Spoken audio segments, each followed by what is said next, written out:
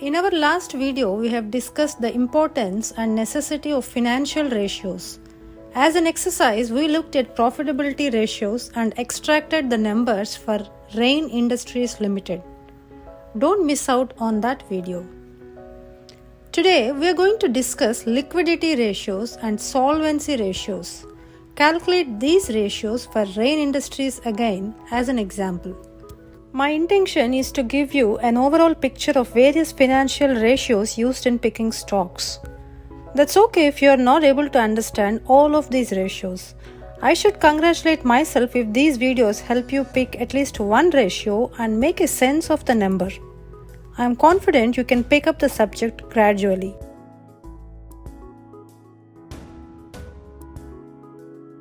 Liquidity ratio tells us about the company's ability to pay its short-term obligations, also called the current liabilities. This is a primary concern for us. We don't want to see the business running after external capital because of lack of money to run its daily operations. So liquidity ratio helps us understand the company's ability to deal with its short-term obligations only. Current ratio is simply the ratio of current assets to current liabilities. Current assets are the cash and cash equivalents.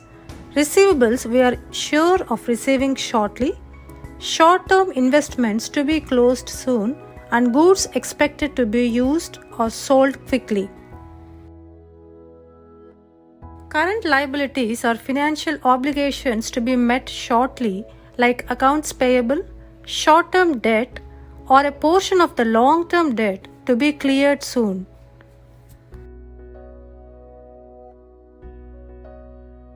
Current ratio tells us a number. For every rupee of the short-term financial obligations, how many rupees of short-term assets do we have? Quick ratio or acid test ratio is the same as current ratio except for one fact. Watch carefully. It does not consider inventory as a current or short-term asset. It doesn't just consider inventory as most liquid. It's just not hopeful of inventory turning soon into cash. Why? Because it uses a conservative method. It imagines the worst-case scenarios like a crisis when the business is unable to sell any inventory and its survival becomes a question. Also, inventory varies depending on the season and cyclical nature of the business. Imagine a supermarket piling up inventory until Christmas time, and after the Christmas is over, the inventory just drops down. So, if we had to consider inventory, the ratios vary dramatically.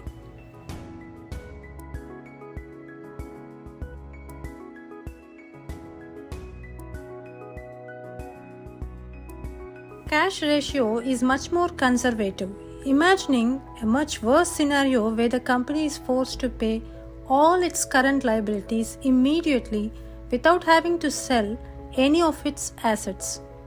Nor does it have time to wait for the accounts receivables to be paid. What should the company do?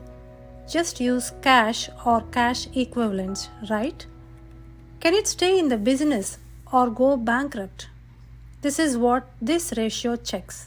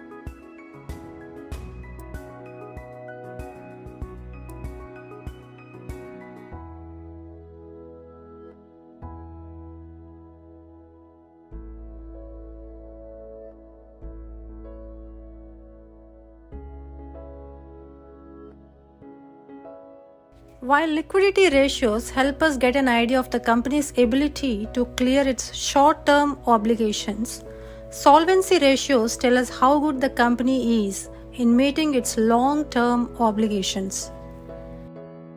These are very important ratios. Most common solvency ratios are debt ratio, debt to equity ratio, and interest coverage ratio. Debt to equity ratio tells us how the company got its money. How much money is borrowed versus how much money belongs to the shareholders. As simple as that. The total liabilities, be it short term or long term, are considered versus the total money which belongs to the shareholders. What do we mean by money belonging to shareholders? Imagine a situation where the business has to be shut down. What happens? The assets of the company are sold, all the liabilities are paid off, and whatever the business is left with is distributed among all the shareholders. That is, among all the people who invested money in the company. Be it the promoters, be it the public who invested in the company.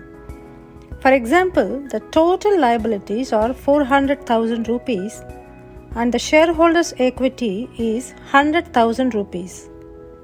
The debt to equity is 4, which means for every rupee of the shareholders' money, there is a debt of 4 rupees, which is not favorable.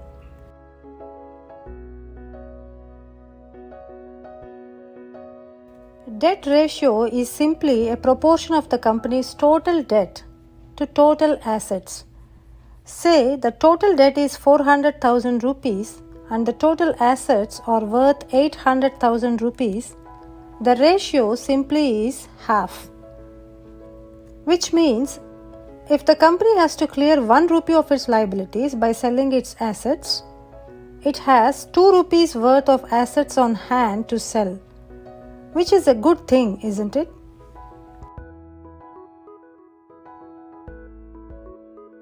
Interest coverage ratio tells us how easy it is for the company to pay interest on its debt, for which we see the proportion of EBITDA, that is, earnings before interest, tax and depreciation, to the interest expense.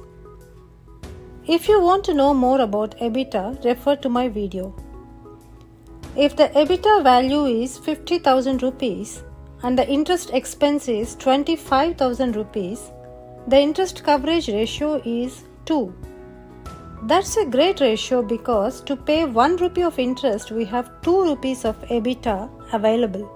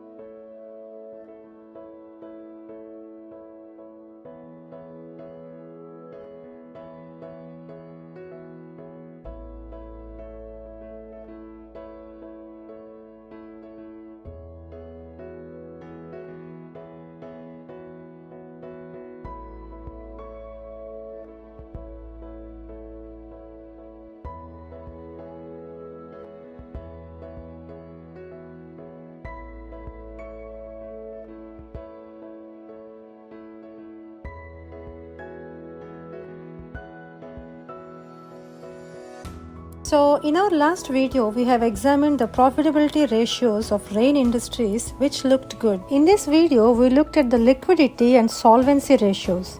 The debt situation of the business looks unfavorable, but at least is not on an increasing trend. In the next video, we are going to discuss very important ratios called efficiency and market ratios, So stay tuned.